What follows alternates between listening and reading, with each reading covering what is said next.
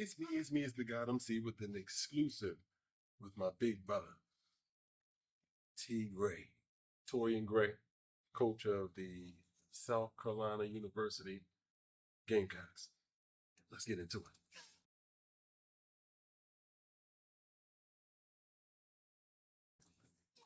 Torrian, how you doing?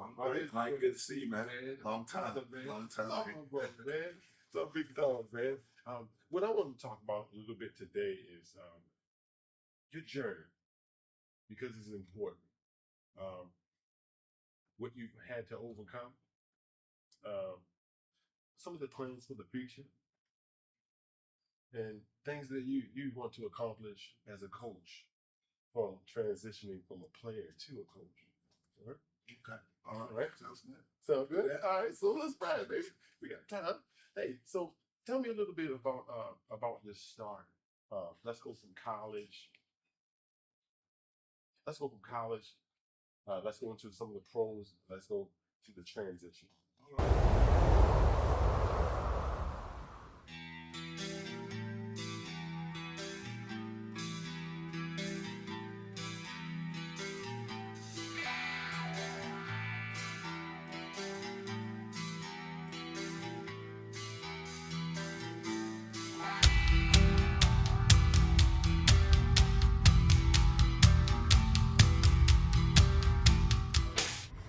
Played my college ball with Virginia Tech alumnus at Virginia Tech, 92 to 96.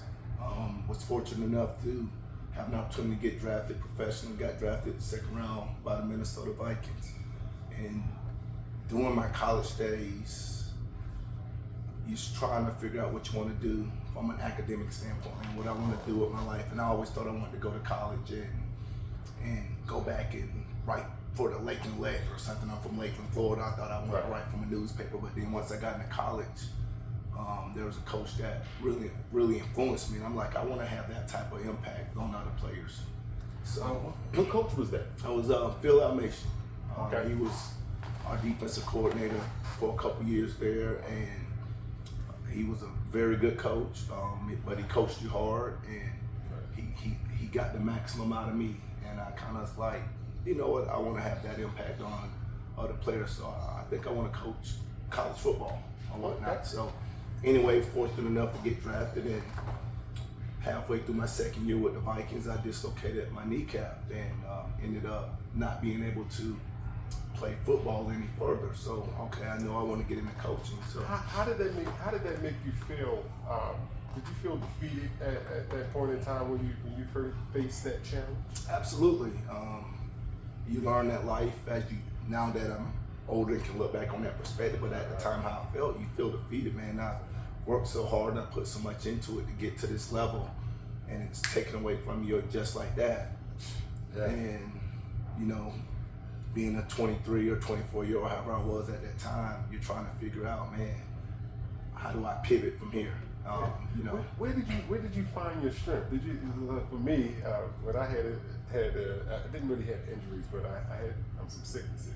But I found strength, and I had to pull strength from God. You know what I mean? And then relay. Look at my grandmother who beat cancer. Look at, you know what I mean? Look at some of the positive things.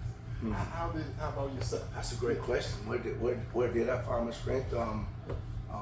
Admittedly, not overly spiritual. So as I think back, okay, just being a young man going through some stuff at the times. Personally, I was going through some things in relationships. So it was just a hard time, and you know, you just try to find the strength of trying to find something that you're gonna love to do, and you know, just trying to get on that path. And okay, what do I got to do here to get into this coaching? And fortunately, I just needed an opportunity, and I was given an opportunity, and you know, so just trying to find that path. I guess trying to find a purpose, whatnot, kind of what's the strength or whatnot. Trying to, you know, part of that.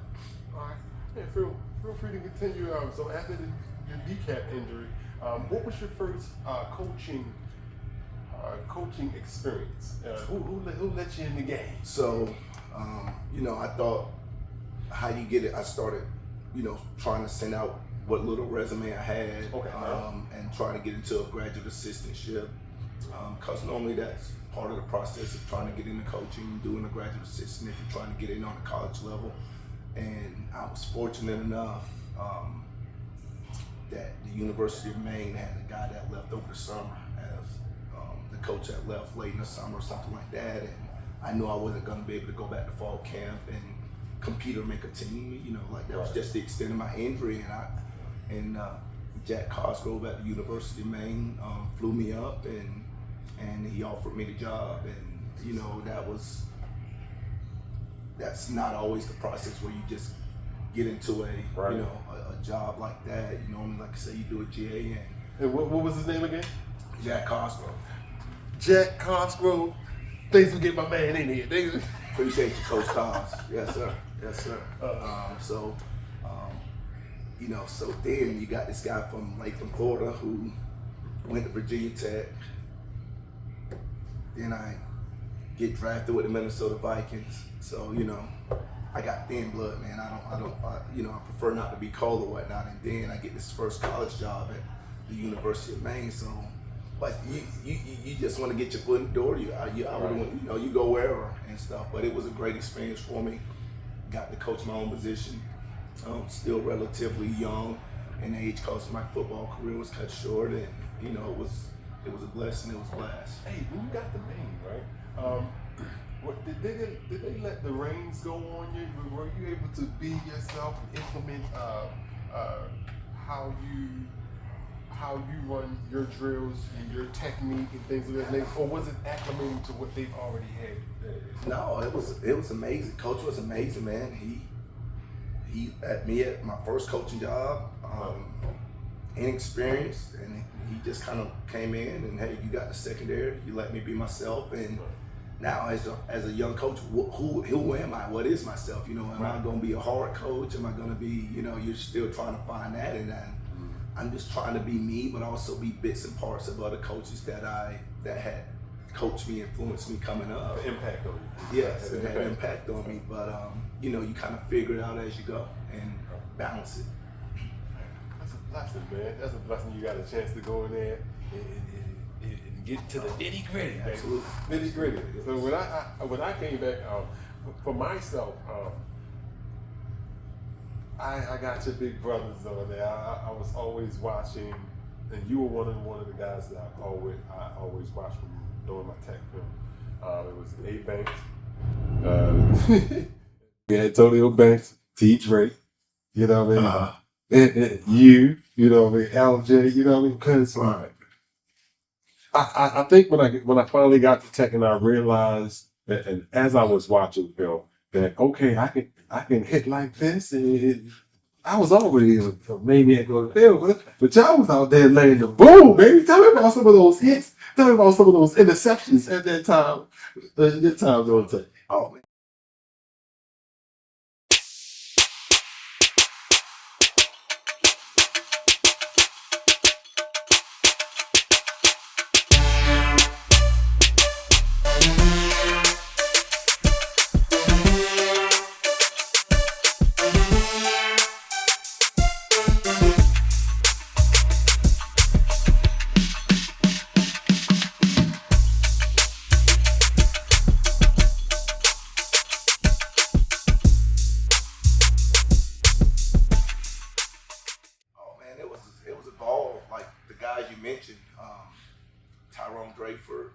Banks, you know, William Yarbrough, man.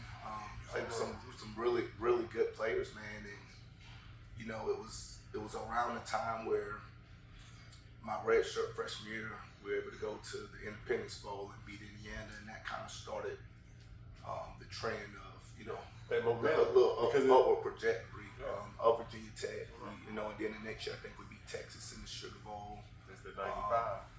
And Ricky Williams, it was, you know, you think back to some of the plays and the people you played with, Jim Drunken Millers, and you know, the Brian Edmonds, the Cordell Browns, man. It was, you know, it was blast. JC Price, man. JC, I love JC. We got to get our cigar and pipe session. I need the pipes. That's what the pipes. Okay. JC, oh, yeah. we you going to do that. But one of my main, the guy that was there when you were there, one of my main influences was Keon Carpenter. Okay. Baltimore native, right? Baltimore native. Him and Pilo got me becoming tech. Okay. There was that last final edge for me to push me in. Look at that, Pearson's recruiting for tech right now. He was recruiting back then. Way to go, Pearson. Look at you. So Keon was so monumental to me, not just because he was more of a player. He had that mentality from Baltimore that I am more familiar with. And I want to give a shout out. I want to make sure that I do something for Keon. Like it's got to be something because his death was way too soon, man. Way too soon. So we got to get something done for Keon. We got to do something for Keon, man. I'll tell you my great Keon memory, man. We were down there. You're trying to get your footing as a program, and you know, you just think the name of the aura of Miami, man. I believe Keon was a true freshman, man, and he caught this 99-yard touchdown, man. That helped seal the game, man. I was like, man, that young, he's got a lot to him, man. To be able to do that as a young cat, man. That was, way too soon, man. Very too soon. So now, as you get from Maine, then of course you with the time we were down there, when they go see you together, being in practice and stuff. After Tech, let's talk about that. After Tech, yes. Well, man, this profession, man, it's you don't know where you're gonna be from time to time. So after Virginia Tech, man, being 10 years there, you kind of like that's not the realistic part of this business or this profession per se. Where you were at one place for 10 years. So man, it was awesome to be at Tech. To work for Coach Beamer. It was unbelievable. I guess Coach Beamer now I'm working for Shane Beamer, so I guess I got to clarify. I got to clarify that now. But well, pops the son. Yeah, that's crazy. So then went to the University of Florida. I was there for a year. Okay. Then I went to the Washington Redskins. I was there for 2 years. And then crazy part of the business, ended up going back to Florida, and I was there for 2 years. So the cool thing though was when I went back to Florida the second time, the guys that I had recruited before I went to the Redskins, I guess once the defensive back coach left, one of the players called and was like, "Hey, coach, we got this opening, man. Would you want to come back?" Well, right now, Washington's kind of up in the air with me. I absolutely asked your head coach, will he bring me in? And Dan Mullen brought me back there, so I thought that was pretty cool that the player that I recruited there still thought enough of me to, hey, I want to be coached by that guy. And then, so it was 2 years at Florida, the second time I went there, and then ended up coming.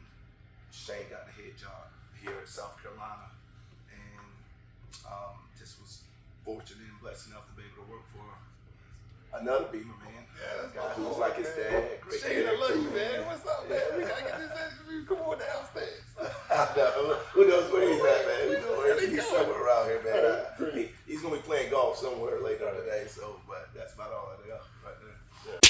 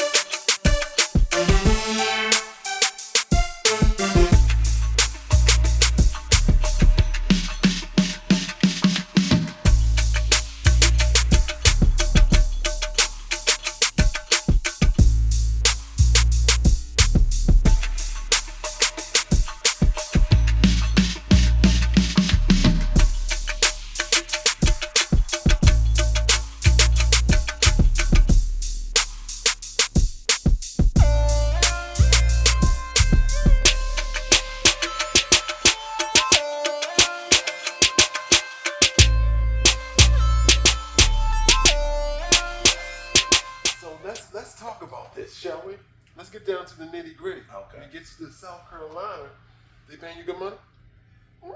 They all right. They all right. I have no complaints. What athletes that you're currently working with now, that you see in your DB work, that has that potential, that you see that spark? What athletes? Well, we got a safety who's probably going to be a first-round pick that played for us this past year, Nick Emanwari. What was his name again? Nick Emanwari. Nick Emanwari. He's the guy who had one of the best combines ever just recently here, this past year. And man, we just finished practice number 2 of our spring practice that had just started up, man, and got some talented guys, man. Jalen Kilgore is a really good nickel safety body type who's a big time player. DQ Smith at safety, he's a really good safety. Who started as a true freshman, was a freshman All-American. Okay. Jalen Kilgore started as a true freshman, was a freshman All-American. Judge Collier at corner, played as a true freshman. And is really, I feel, going to take another step and be really good for us. So it's some exciting pieces. We got a few guys in the portal, so we have a talented group, and I'm excited to coach them. Those guys love ball. They're hungry, got knowledge. Football IQ's improving in the room, so it's an exciting time to be DB coach here. That's what's up, man. That is awesome. I do have a question. As a coach, right? Where do you see yourself in the next 10 years? Do you aspire to be a head coach or defensive coordinator? Defensive coordinator. I'm biding my time and continue to learn and grow in the game and my knowledge of the game. I would love to, at some point, eventually transition to be a coordinator. The head coach thing, I really hadn't know if I kind of wanted to venture into that realm of it, but definitely the coordinator part.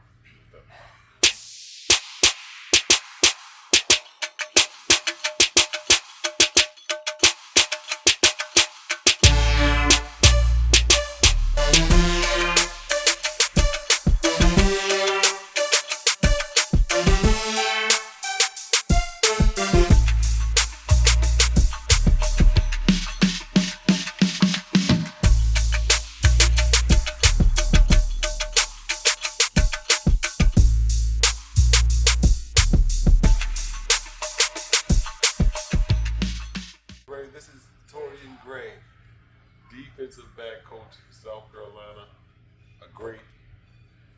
One of my big brothers, man. We're going to talk some trash in just a second.